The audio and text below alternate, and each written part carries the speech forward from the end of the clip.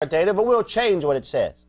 The very thing that Muslims accuse us of, but of course we're the status quo. As Brother Sam, as Brother David have pointed out, we have the manuscript evidence to prove that the Bible that we have from the very first century is unchanged, clearly points, believes, and even the disciples, most of them were martyred for the very fact that Jesus was God in the flesh, and they refused to recant.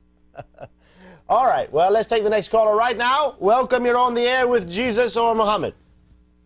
Yeah, Pastor Joseph, how are you? I'm well, how about you? I'm very fine. This is Edmund from Windsor, Ontario. Welcome, Edmund, to our program.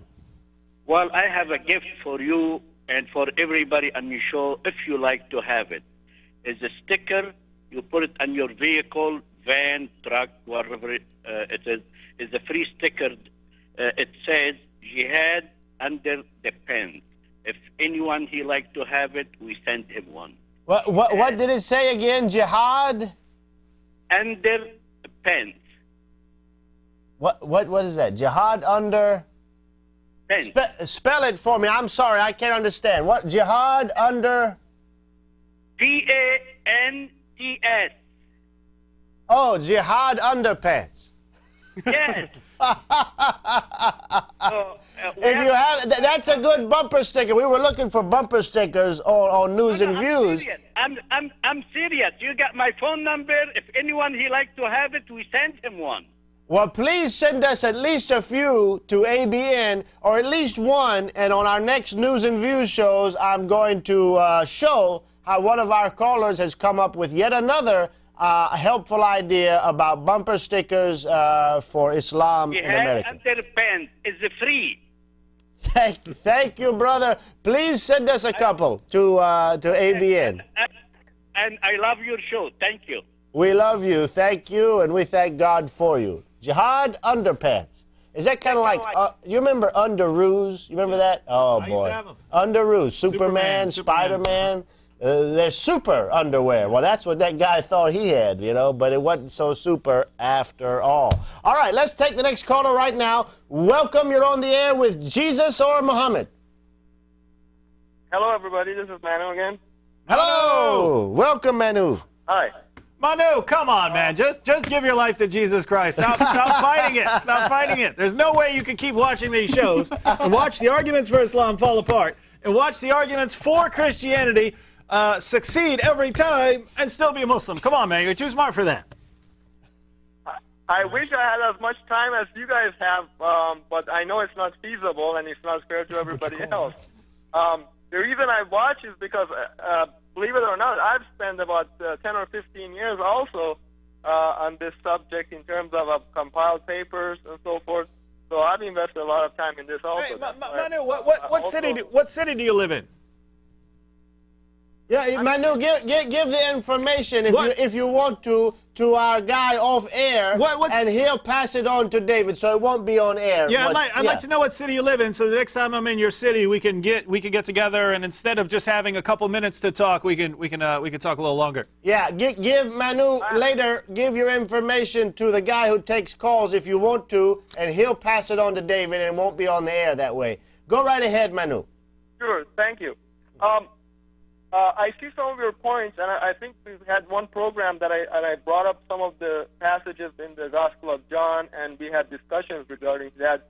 Instead of going to the in the past programs, let's go on something that we can both agree on. One of the points in the Gospel of John, and what David was referring to as, you know, the reasons that they wanted to kill Jesus and they hated him so much. Some of the things, there are hints at it.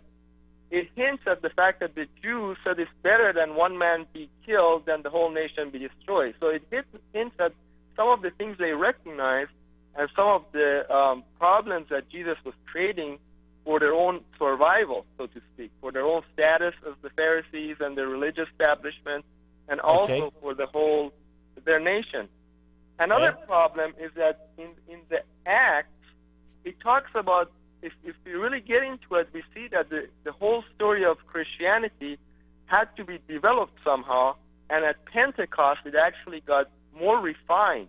So I submit to you that I believe if you talk to the Christians right at the point of within a week of Jesus, from your point of view, that he was crucified and he was resurrected, they would have given somewhat different account of who he really was and who he represented and what was his true mission on earth versus what actually the acts say that it got really refined and made understood to them in the Pentecost.